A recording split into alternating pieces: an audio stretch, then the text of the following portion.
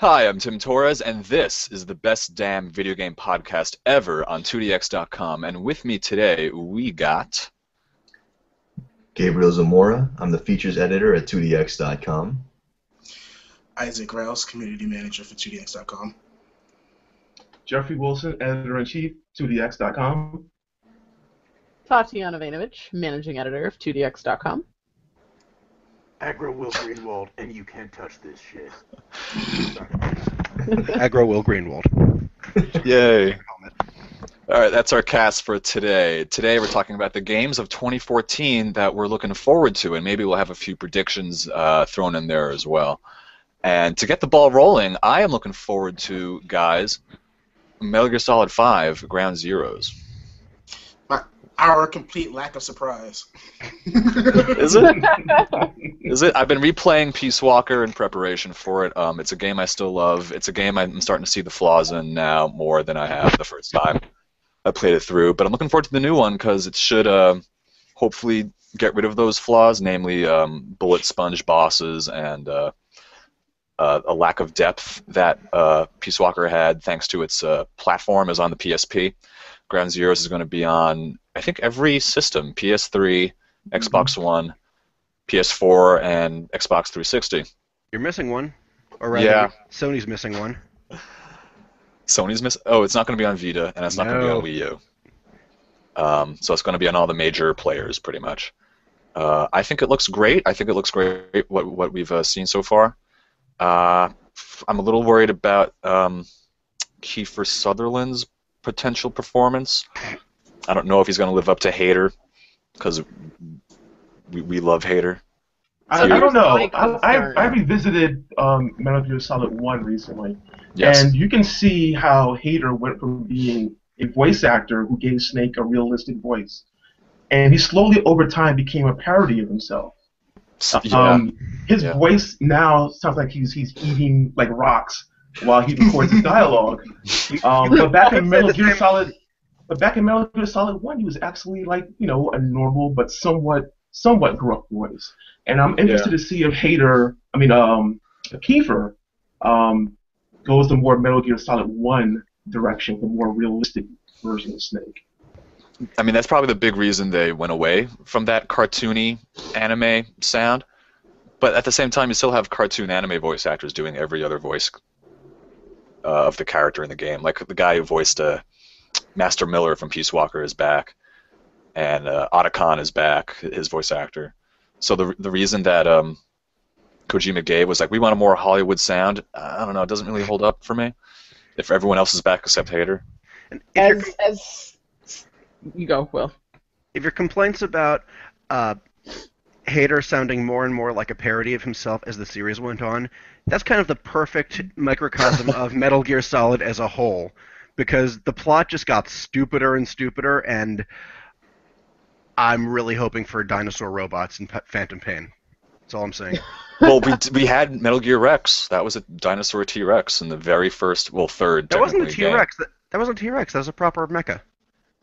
It was the only like conventional mecha Metal Gear we really saw. That's true. You're talking about like an actual like T-Rex that looks like a T-Rex. Yes, I want to see Zanzibar Land populated by gecko raptors. What's Grimlock? Yes. Grimlock? Grimlock with like a little bow tie. Yeah. But gameplay-wise, yeah, Tat, you go. I'm gonna go into boring stuff like gameplay. I was gonna say, as a big Kiefer Sutherland fan, like I've had like the weirdest man crush or woman to man crush on him for a long time from 24. You know, his character Jack Bauer, you can see, and again, it's the same thing with him. As you watch 24 and go on and on and on, he kind of became a parody of Jack Bauer and everything else. And do I think Kiefer's gonna do a good job? I do. I think his voice fits. Is it going to sound different, though? And is it going to piss off some people? Yes. But I don't doubt that he won't do at least a satisfactory job. So I'm kind of curious now because I haven't really followed the Metal Gear at all recently. Yeah. So have they not released any voice work for him yet? Like, has he not voiced anything? They did. At first, he was in the initial reveal trailer where he played the character we know as Ishmael, who is this bandaged up character that Kojima dressed up as for the his games developer conference, I think, reveal with Jeff Keighley. Remember that? Yeah. It came on with a mask with the bandages and on that. So that's why it was so confusing at first that it was revealed that he would play Snake. Everyone thought he was just going to play this secondary character named Ishmael, who may or may not be Gray Fox or Ocelot or any number of characters. But eventually, the consensus online was that he was doing a good job. Like, he sounded like Jack Bauer in Metal Gear. That's perfect. But then once he started saying lines that people associate with Snake, like "kept you waiting, huh?" and other stuff like that, people were disappointed. Stay gold. Stay gold, yeah. Gameplay-wise, it's going to be the first open-world Metal Gear game, which might send up some red flags, considering most open-world games. I don't know how that's going to jibe with what we know about Metal Gear. What do you guys think? I think there's one way that Kojima can ensure that I will get a copy of either Phantom Pain or Ground Zeroes, and that is if there is a codec conversation that references the Lost Boys. Otherwise, I'm not all that excited. Well, what are your concerns? Why aren't you? Why isn't it on your excited list? I gotta be honest. I liked just 1, 2, 3, 4 graded on me. Revengeance was great, but that's because it was a platinum character action game and not a Metal Gear game. But I think for all the fascinating and surreal storytelling, it just becomes so head up your ass and bizarre for no thematically consistent reason. Well, I would say that the success of a game like BioShock Infinite would make people more excited using that logic for Metal Gear Solid 5. I really like BioShock Infinite, and I will defend the structuring of the plot and even the weird crap that happens and the bizarre quantum everything stuff. But I won this podcast. Okay. Well, that's my pick. I think it looks like a lot of fun. Anything that people were worried about, like the tagging system for guards, because now you can tag guards, so it kind of defeats the purpose of stealth, since you could see where guards are all over the world. That could be turned off, which is nice, just like in Deus Ex Human Revolution. So I think it looks pretty sweet, and I like that he's giving us this probably 2 years ahead of Phantom Pain's release, because I think Kojima said it's going to be a ways off, and he's giving us this basically to sate fans who haven't had a console Metal Gear in, what, 5 years? Yeah. So it was PS3 launch, wasn't it? No, it was whenever the 80 gig launched, because Metal Gear Solid 4 released with the Gunmetal Gray, and that was 2008. It was right after I graduated high school, because I remember I bought my 60 gig a week before the Gunmetal Gray one came out, and I should have waited, but I really wanted a backwards compatible PlayStation 3. That was I did the exact same thing, and then I regretted it. Right? But the 80 gig had so many issues. I mean, that's a whole other topic, but I mean, my 60 gig's still kicking, so. What do you guys think about the $30 price tag? Do you think it's like a demo? I was going to say that. The $30 price tag does concern me from a retail perspective, and being in that, business for 4 years, it's like, usually if something isn't $60, you worry. You're like, okay, why is this so cheap? Am I not getting everything? I almost feel like it could be a possibility that there's something missing, or it's just going to be a lot shorter than it really will be, or that we want it to be. I think we are going in thinking it will be shorter because it is a prologue. I'm not expecting a full-length game from a game that's being designated as a prologue, especially setting us up for the real story. And I think, people are tired of paying full price. I mean, a classic example is NFL 2K5. Came out for $20, and people love that game and still do to this day. It had all the features you wanted in Madden, but at a price point that everyone was happy about. So as for pricing for Metal Gear Solid, not too concerned about it. Yeah, me neither. Katamari Damacy came out at $20 when it first came out, and people were like, "Oh my God, that is amazing! A $20 video game, and it's fantastic." And people were hoping that would cause, more games to release that price point.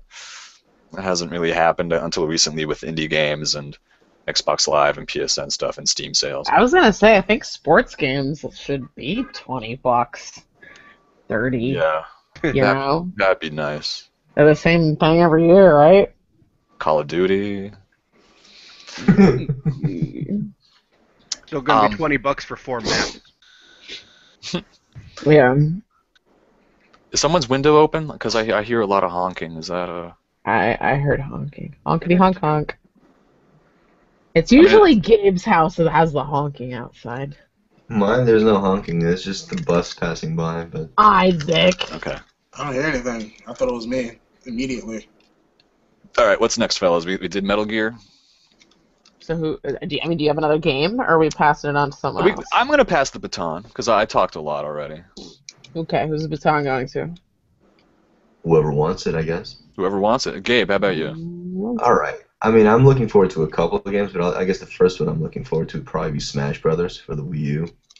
Ah. Yeah.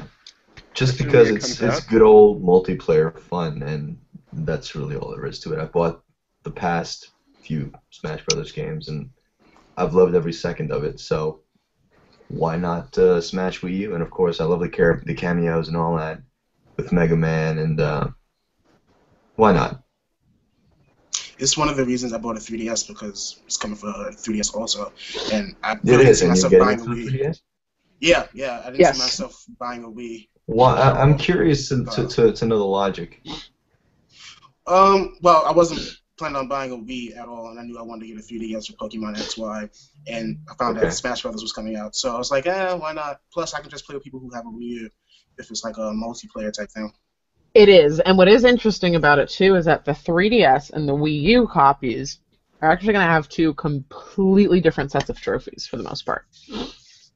Two completely sets of what? Achievements, trophies. Oh, okay. Not assist trophies, right? Like, they should have the same ones. Well, a lot of them are the same, but there's a lot of different ones as well. Have they even showed the off lists any? aren't going to be identical. They haven't released them, but they have said the lists are not going to be identical. They are going to have different stages to fight in too, right? Like there's going to be a Legend of Zelda Spirit Tracks stage on 3DS, but not on Wii U. Wii U will probably have a Skyward Sword level or something like that. A Wind Waker HD level would be cool. 3DS should have a Link Between Worlds level. That'd be awesome. Yes. Awesome. Yeah. Considering it's the best game they released in 20 years. Yeah. I still have to play that. I really have to get that game. It's really good. It's really good. Yeah. It's reduced people I know to tears. It's weird. From what? I don't know. It's story. The ending, man. It's a Zelda game. Yeah, but it's like probably the best Zelda story in since Link's Awakening, in my opinion. Or Majora's Mask. I wasn't a Majora's person. I didn't like the game structure, but the story is pretty amazing. Agreed. Smash Brothers, I'm looking forward to that as well. I hope it fixes some of the stuff they did in Brawl, like tripping. Yeah. And Meta Knight needs to either go away or be gimped. They haven't announced him yet, so I'm fingers are crossed that he's just not going to show up at all. Because Nintendo's really known for balancing out multiplayer issues with their games. I'd love to counter you somehow, but nothing's coming to mind. Yeah. I was like, what about Mario Kart? No.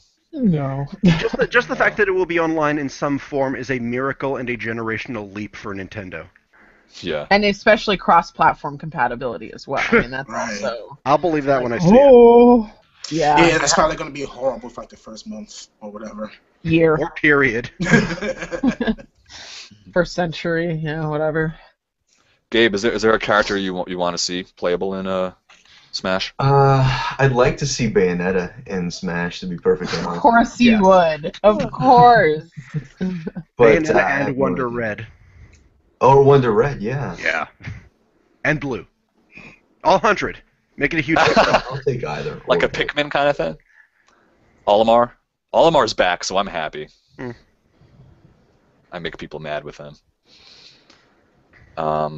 It's Namco Bandai's working on it too, right? So why can't they throw in Goku or? That's licensed. Oh really? Yeah. Yeah. So outside is of Mega Namco. Man. Maybe like a Tales of the Abyss character, because Abyss 3D was released for the 3DS, and that was actually really good. It's probably one of my favorite Tales games. Yeah. I've yet to actually dive into that series. I don't know. It's pretty good. Sort of.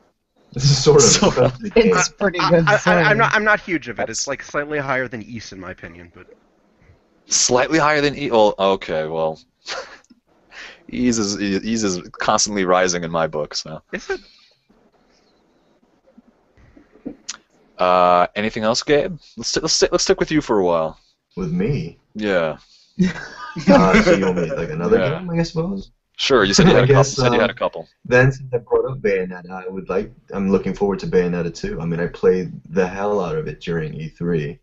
I think you played that demo like 15 times. Let's be completely serious. Yeah, I played it. I gotta go. played it. I made Jeffrey wait with me like an hour to get some video recording on that.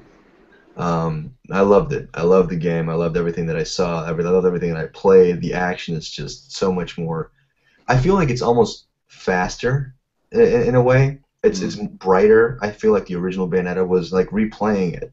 It's a little washed out and kind of brownish, whereas the demo was just this bright, colorful, like explosion of color and action and everything. And just all the enemy designs look great. The action was great. So I'm really looking forward to that. The only thing is that I'm not sure if it's a 2014 release. But, Yeah, that's the thing with Nintendo, and we'll talk about that at another time. Yeah. Because they got to lock down the release dates. This whole nebulous games are coming soon thing has got to be put to a stop. Right. Yeah, I hope Bayonetta 2 works out well. Is there anything that it can improve upon that you can think about? That you can think of? I mean, now that they're letting you use, like, say, dual, like, swords, I think, I'm not swords yet, but, like, they're expanding the moveset, so now you have, like, the one whip that you had in the original game, you can actually use on your legs as a leg weapon, so they're really kind of expanding on everything that you could do in your first game. A couple of mechanics, like the dodge offset, which is, like, a cancel that you could use to continue your combos while you dodge, that's back in the game, and that was a great mechanic, so I'm happy to see that's there. There's the 360 degree moves have been improved so that they do more damage and they have a greater effect, so that's nice.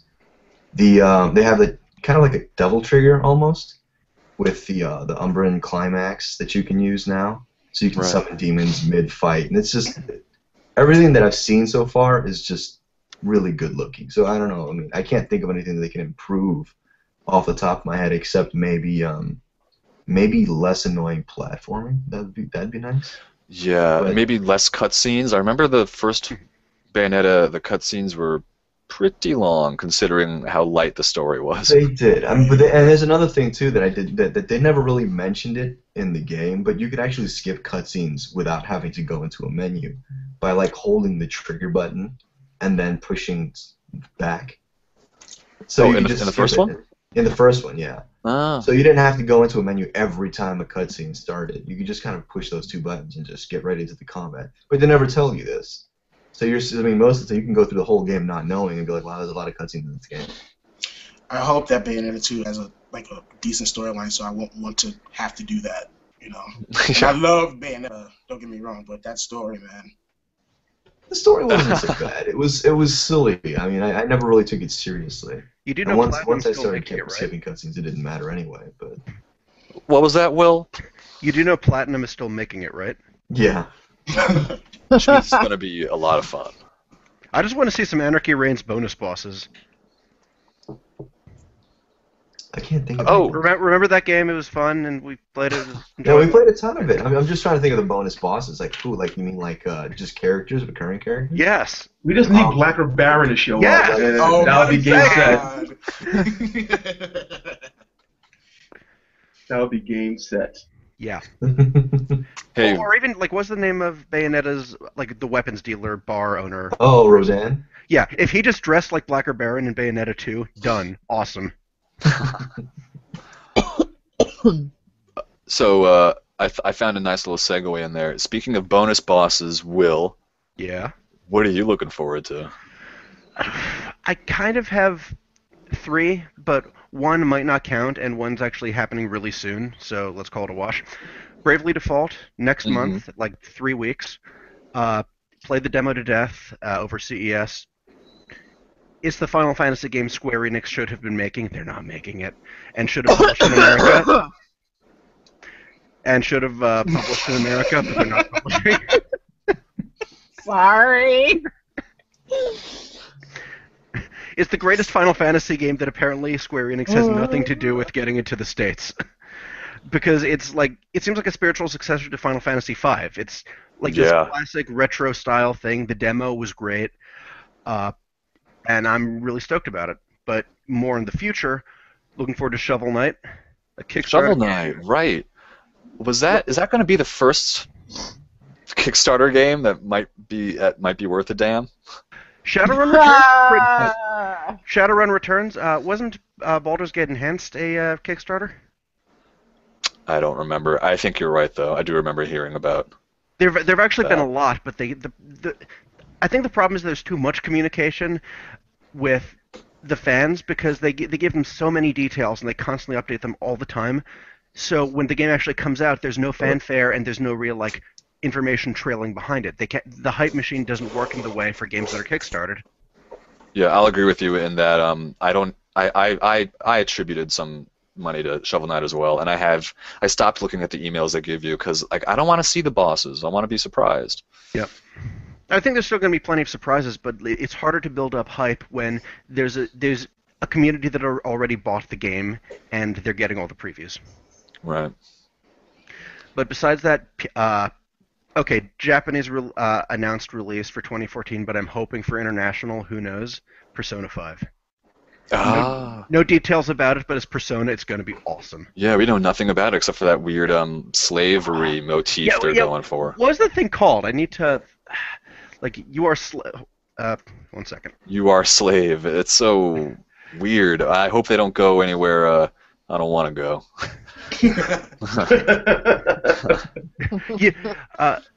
What's that say? One sec. I mean, BioShock Infinite did it so well. Why bother going back, you know? You are slave. Want emancipation? It's such perfect English, too. It's awesome. What is it? You are slave, want emancipation? You are slave, period. Want emancipation? Question mark. I want that on a t-shirt. I will wear that t-shirt. I will advertise. I wouldn't wear that t-shirt. I wouldn't advise you to wear that t-shirt. Okay. Yeah, right? Like the beginning of Die Hard 3. Especially as a white male. Okay. And if I give it to Jeff as a joke, I'm in more trouble. Jesus. Oh God. I'm hoping it's going to be a metaphor for modern life, because that's what the other ones were. And maybe with the modern life thing, it's maybe you are the persona in this case, and the government or whoever the ruler of said place or universe is the controller of the persona, and you're actually the persona trying to break free. That'd be unique. I would like unique. I would like a shakeup of the formula, because after I played. I'm kind of what's the word? Burned out on Shin Megami Tensei, because we had we had 3 or 4 games this past year, and they all kind of pretty much play the same. Yeah, but they're good. They are, but I couldn't finish Shin Megami Tensei 4 because I was like I basically played Persona 4 Golden several months ago, and this is the same basic thing. Yeah. Same for Soul Hackers. What about Persona Q? That looks adorable, and it's basically a Etrian Odyssey, but with Persona. And Etrian Odyssey was basically Shin Megami Tensei 1 and 2. Yeah. Has there been any word on Shin Megami? I can't pronounce the name of that fucking title. Fire Emblem? Nope. Yes. No. No words. That's a Wii U title, isn't it? Shin Megami Tensei Fire Emblem. Yeah. It's a crossover game. We don't know what it's going to be yet. We just know it might exist. Mm-hmm. Crossover. Yeah. And we know that since Sega and Square Enix aren't making it, there's a chance it'll come out in the States. Ooh. Hopefully. Burn. Hopefully. We seem to be going back to a mid-90s state where you don't know whether this awesome-looking game is going to come out, and if it does, it'll be heavily censored. Like, I'm not even going to go there. I'm just not going to go there. Like, Never well, mind. I was referring to Bravely Default specifically. I was nothing. You know why? You know why we're reverting back to that 90s era? It's back what we were talking about last week about the gap between the shrinking middle class game. We have the AAA, we have the indies that get lots of buzz, and those in the middle have such small margins. They're getting smaller and smaller, and so I think we'll see less of those Japanese games that may be in limbo in regards to them coming to the States because publishers may not see the ROI on the title. Jeffrey, what are you looking forward to? Well, you already tackled Metal Gear, so I'm going to go back to PAX East. One of the joys of going to PAX East last year was the indie arcade, and one of my favorite games there last year, besides Shovel Knight, which Greenwald mentioned, was Super Time Force. Oh, Super Time Force is kind of a Contra game filtered through like crazy 90s cartoons. It's you basically have to save the dinosaurs by going back in time, and it's a run and gun shooter that plays with how you die. Basically, death in this game helps propel you through the game. Each time you die, you go back in time and rewind the game to a certain point, and you can play along with your ghost character. So the more you die, the more firepower you actually have. And it's an interesting gimmick. The game is balls hard, so you will die. And it was a lot of fun, a lot of explosions, lots of pixels, and a good sense of humor. So Dark Souls with dinosaurs. It's Contra Dark Cross Souls Red. with dinosaurs. Dinosaurs! Oh, God. Terry's not here. I got to bring it up. The spirit of Terry. Thank you so much for that. Oh God.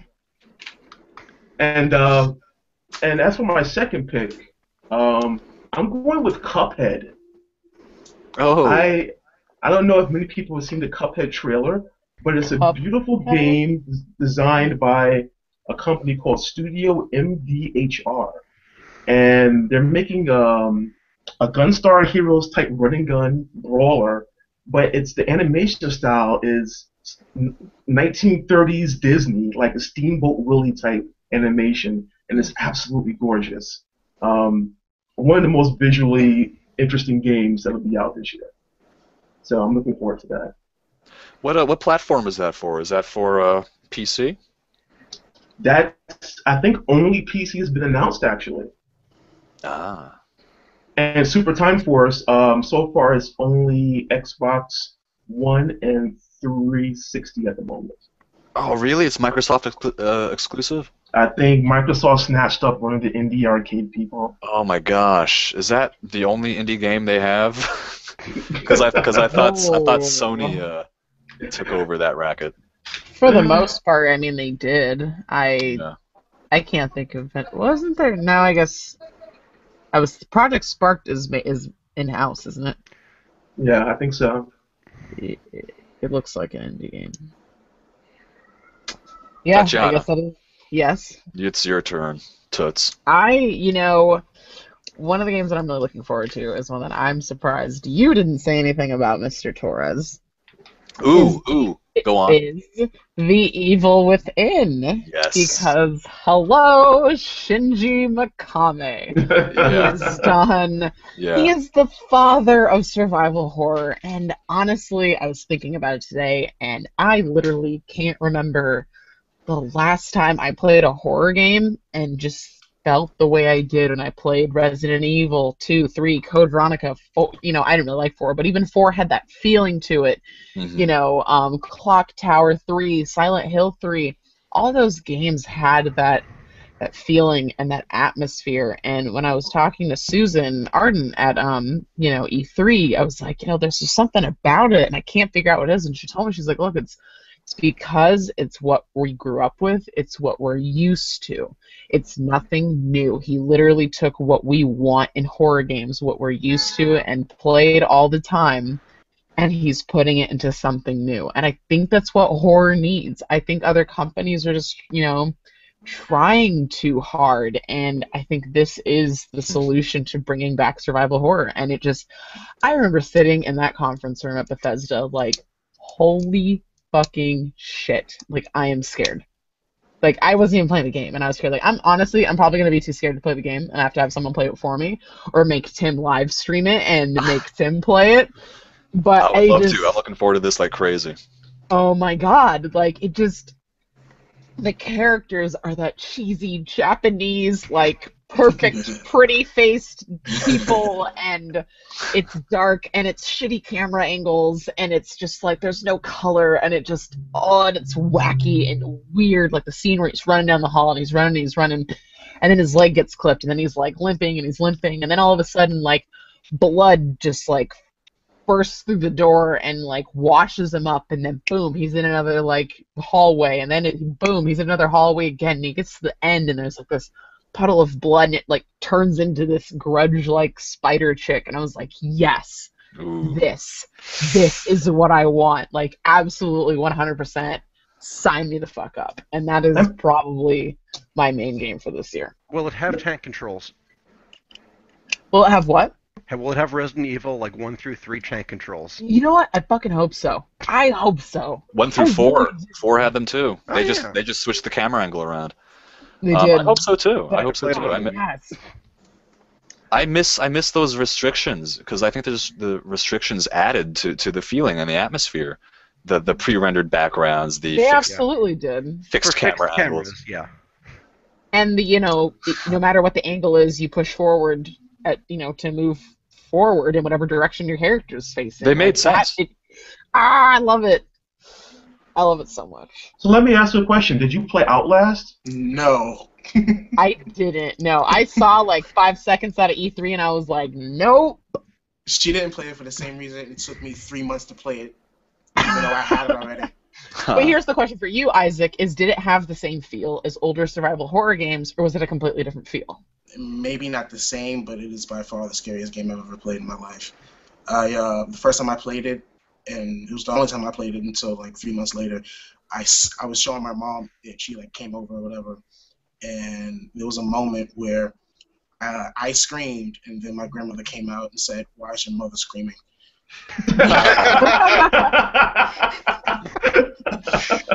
Yeah, so like 3 months later, I pushed myself to play that game, and I finally did it, and it was terrifying.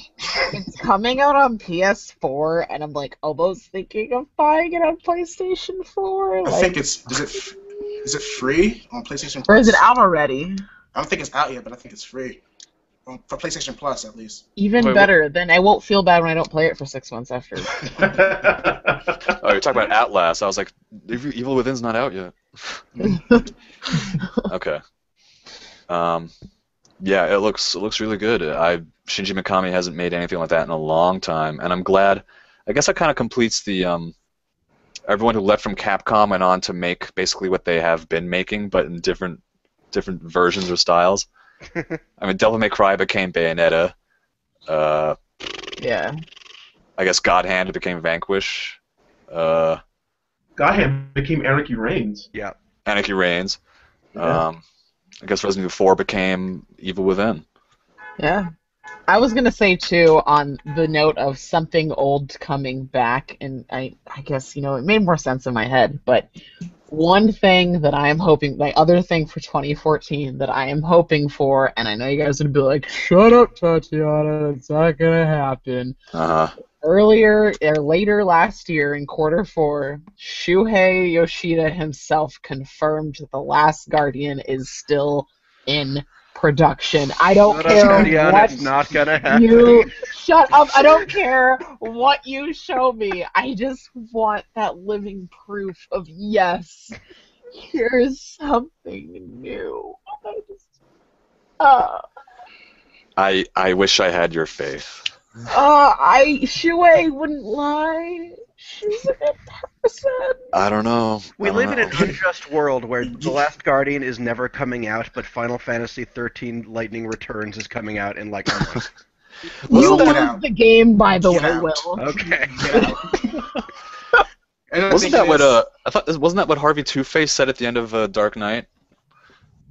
When Get they out? No. It's an unfair world where Final Fantasy versus 13 comes out. While he's pointing the gun at Gordon's son. Where Inafune has to have a Kickstarter. I could have said Half-Life 3. I mean, I think The Last Guardian at this point is more realistic. Yeah, you know what it Half-Life is? 3. You're just in front of 5 soulless people who's lost faith in the world. That's all it is. Yeah, good point. That's Persona 5. I have faith still, just not in certain things. Like Half-Life 3.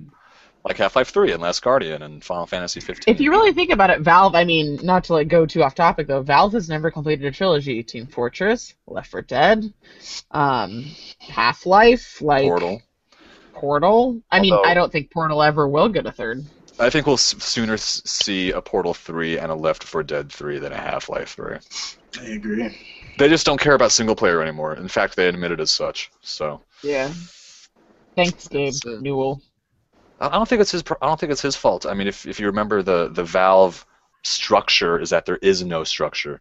So whatever the most popular thing in development is, people go work on that. And that's typically the multiplayer stuff, like Left 4 Dead 3 and Team Fortress 3, if that were to exist. I'd rather have a Left 4 Dead 3 or a Half-Life 3 than, sorry, Jeffrey, a fucking Steam box. But Valve isn't making a Steam box. They're making it for others to make. But still, they made the Steam OS for others to put it in a box. But that's not the entire company, though. That's a section of the company. You still have the other programmers working on other stuff. I love Steam box. I don't think one minus the other. I'm just giving you shit. No, I mean, you're right, but at the same time, it's like, I think the Steam OS was such a big priority over everything else that... And again, like you said, there is no structure, and I think that's bittersweet in the end. Valve is awesome for a lot of reasons, but it also has the attention span of a 4-year-old child. Like, it gets really hyped up at stuff, then it moves on to the next thing, and that's why I'm not entirely confident in SteamOS or the Steambox, because if it doesn't catch on straight away, which it won't because these are gaming computers that run Linux, they'll just move on to something else. And gaming computers that run on Linux are $600, but hey, that's a whole other story. $600 to $2,500. See our last podcast. Yes, our previous episode covers this. Podcast. I don't watch you people. Thanks, guest. That brings us to Isaac. What are you looking forward to, man? A fuck ton of shit, but well, I'm just gonna mention 2, maybe 3 if I run out of stuff to say about the other 2. Okay. But the number 1 is South Park: The Stick of Truth. Really looking forward to it. Yeah. Yeah. What's the big deal about it? I don't know. It's South Park, first of all, and I love South Park. And I don't know. It looks like it plays like a traditional RPG, and not like a hybrid RPG. And it's a RPG that's not on a 3DS or some other platform or whatever like that. What I was gonna say before you continue, Isaac, not to interrupt you, but I think because we're the same age, I think a big part of it is us being a part of South Park. Us actually making our own South Park character. It's the Simpsons of our generation. I remember the first episode of South Park. I'm not saying that you guys don't feel the same way. I'm just saying that Isaac and I feel the same way about a lot of things at the Christmas same age. pilot that wasn't even supposed to be seen by anybody. Yeah, no, definitely. Like I was there. I don't know what I was doing watching it, but when it premiered, I saw it like with my brother and my mom for some reason. I watched a lot of stuff. For some reason? I watched a lot of stuff at my age that I had no business watching, but that's me too. Neither here nor there. All of us. Yeah, but I'm glad to see it's alive, man. Like THQ shut down, and I'm glad Ubisoft grabbed it. I'm kind of upset that it got delayed. Like a lot of stuff that I'm looking forward to at Ubisoft got delayed. Like, well, not a lot, but Watch Dogs. Watch Dogs. Oh. Yeah, Rayman Legends too, but that was for a different reason. Yeah, so I'm just glad it's coming out. Probably pick it up for the Xbox because there's a lot of exclusive junk coming out for it first. I don't know why they do that. It's really annoying. You gonna get the collector's edition? More than likely. It has an action figure of Cartman as a grand wizard, which is funny for 2 reasons. What I'm really happy about, though, is that they have Princess Kenny. That's what I'm really... Oh, they do? They have Princess Kenny. As a playable character? No, he's not playable, but, like, he's in the universe, and he's probably on your team at some point or another, because it's basically like you're this new kid that came to town, and, you know, you customize your own character, and you follow Cartman around, and so there's some sort of a rift between Cartman and Stan, and then you have to choose sides of who you're gonna go with, and it looks like an episode of South Park, but in the span of like 8 or 9 hours, or however long it's gonna be. It's RPG.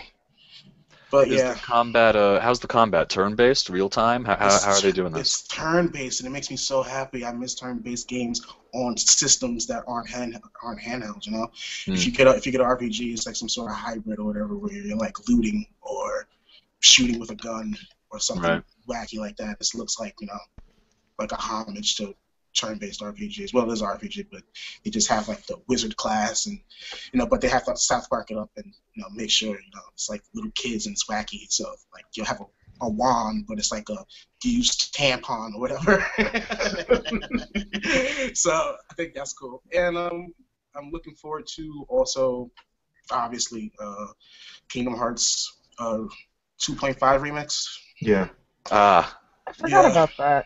Yeah, so one of the reasons I'm picking up a PlayStation 3. I've gone this whole time out of PlayStation 3, and that's one of the reasons why I'm picking it up. It's has the Final Mix games in it, and I've never played Final Mix for Kingdom Hearts 2 and Breath by Sleep, so it'll be cool to see that. And I never got recoded because I was just like, you know, before recoding was terrible. Is Dream Drop Distance on it too, or no? No, it's not. It shouldn't be. Just at the same time, though, I mean, Kingdom Hearts 3 is supposed to take place immediately after Dream Drop Distance, so it almost makes sense to have it on there just as like a all-in-one refresher kind of thing. Yeah. These titles, man. Yeah, these titles are Birth by Sleep. What? Dream Drop Distance.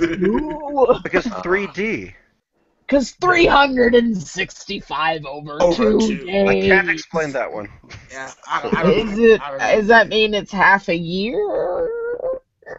No, I think isn't it like 358 days over 2? That's right. It's not 365, it's 358. You're correct. Even stupider. I think what we can learn from this podcast is that the Japanese come up with weird names. We have Kingdom Hearts and you have Persona 5.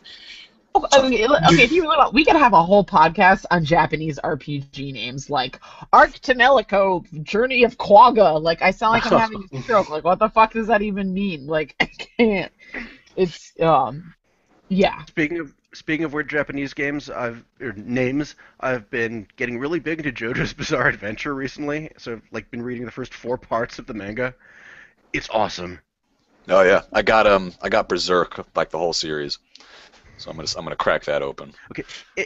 In part 2, the 3 big bads are called Wham, AC/DC, and Cars. What? They're big on naming different characters after like music acts or songs, and it never fits, but it's kind of awesome. That sounds like Gravemaster almost. It's kind of like most anime. most video game. Chrono Trigger. Remember Ozzy, Flea, and Slash? That is actually the localization in Japan. It's actually like salt, pepper, and mayonnaise. Oh, that's right. You're right. Oh man. Speaking of JRPGs, where everyone's food. Like Dragon Ball. Yeah. I know we've only seen one vague gameplay video of it, but X by the Xenoblade developers looks like it could be one of those, you know, games of my dreams kind of deals. It did look fantastic, but I mean, it was that one trailer, and we haven't really seen much else. I mean, I don't know what part of that what any of that meant, except for the fact that it looked like Xenoblade. But crossed with the Xenogears, because you had giant mechs walking around the world with giant beasts roaming around, and I'm on this like giant robot Pacific Rim kick still. So I think hopefully that will be great. Hopefully it will come out, because it's coming out for Wii U, and it's by a guy who was known for creating games who who he bites off way more than he can chew, i.e. Xenogears. Okay, if X turns out to be like Pacific Rim kaiju fighting Monster Hunter, that would be amazing. Yes. Oh, Monster Hunter 4, that'd be great if that came out this year. But with mech suits. But with yeah. Gypsy Danger. I had completely forgotten, and it was one game that I was actually genuinely looking forward to, and it just slipped my mind. But I'm looking forward to Dark Souls 2. Oh yeah, that's you guys brought it up, and I'm like, oh yeah, I forgot about that game. But I am really looking forward to it. I was in the beta, I played both betas, and it's just everything that I've played so far. I don't like the motion capture animations, to be perfectly honest with you, but the gameplay mechanics that underline everything, that define the game, are fantastic. It's a really, really nice step forward, I think. So I'm really looking forward to the game. One of the greatest game mods I've ever seen is for the original Dark Souls. That just whenever you die, it says, "Thanks, Obama."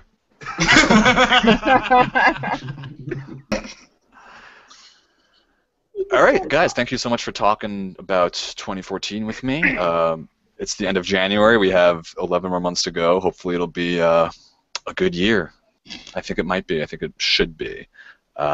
You can follow 2DX at 2DX, and you can follow me at Pleased to Meet Ya. Gabe, you want to plug your Twitter or any way to find you online? So you can find me on Twitter at DracoZombie, or you can just read my articles at 2dx.com. You can read my articles on 2dx.com. My Twitter is JokermanUno, and that's UNO, not the number 1, you big sillies. You can find me at Jeffrey L. Wilson.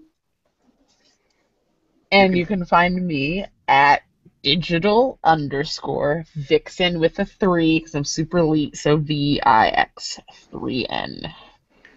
You can find me at AgroWill or right behind you. All right, everybody, watch out. And thanks for watching.